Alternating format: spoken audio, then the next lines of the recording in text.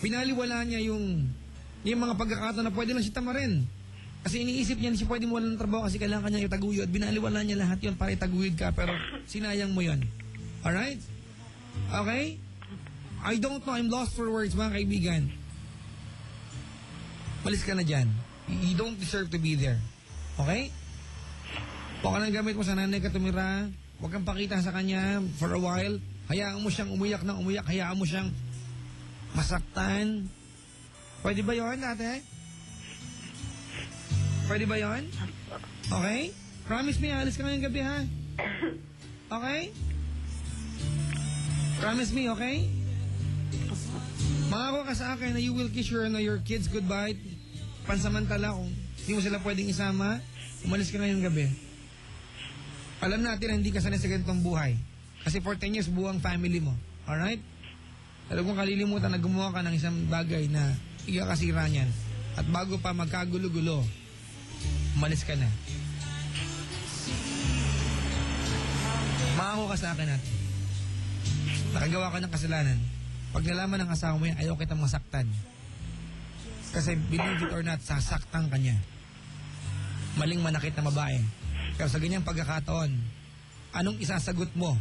Pag di ba, nasampal ka ng asawa mo, sorry? Di ba? Bago pa siya maging mali, dahil siya masasaktan ka niya. Di ba? Bago pa siya maging mali, wag mo nang hayaan dumating pa sa puntong yun. Kasi ikaw yung mali. Okay? Salamat sa pagtawag. Pasensya ka na, ha? Chrissy, ha? Wala na akong kailangan sabihin pa sa'yo. You know exactly kung ano dapat maramdaman. Alright? Mahirap talaga, ate. Kaya ako nagmamadali kasi kailangan mo nang malis ng bahay. Isip ko paano kaiiwan yung mga anak ko. Huwag ganun talaga, ate. You have to be hurt. Kailangan masaktan ka. Malis ka ng bahay. Magpaalam ka sa mga anak mo. Nagsabi pa naman yung asawa ko sa akin na magpapakamatay siya pag ginawa ko daw yun. Baka mangyari yan sa harap mo. Pag nalaman niya to. Sabi pa nga niya na nagsalita siya one time na pag ako nawala, hindi ko kayo patatahimikin. I don't know, ate. Tumawag ka sa programa ko, iniiwas lang kita sa gulo. Iniiwas ko lang sa komosyon. At least, bago ka umalis, di ba? Katukin mo na yung lalaki sa baba.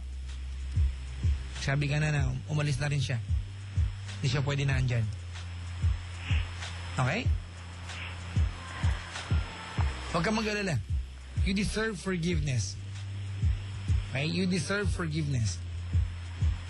Hindi pa katapusan ng mundo. Pwede ka pa magbago. Kailangan mo lang umalis dyan. Sobra ba papatsak yung ginawa ko? I don't know, ate. Walang malaki, walang maliit na kasalanan. Kasalanan ng lahat. Nagnakaw ka ng 1 million, nagnakaw ka ng piso pag nanakaw parehas. Okay? Nakipag-sex ka sa iba 1 time, nakipag-sex ka 8 times, walang pagkakaiba. Masakit lang isipin na kumbaga you did not choose the lesser evil. Pero parehong kasalanan. Diba? Leave the house. Umalis ka sa bahay na yan. Mahiya ka naman. Alright? Promise me? Alis ka, ha? 11:09, siguro mag-pack ka ng things mo, mga 20 minutes. Titiga mo yung mga anak mo for a while, mga 10 minutes. Before 12, wala ka na dyan. Okay? Promise? Okay? Salamat sa pagtawag. Umalis ka ng bahay, maawa ka sa sarili mo. Huwag mo nang hayaan na maging masamang tao yung asawa mo. If you stay sa bahay na yan, umalis ka. Okay? Salamat sa pagtawag, ha? I will not waste your time pa para makapag-impake ka ng gamit.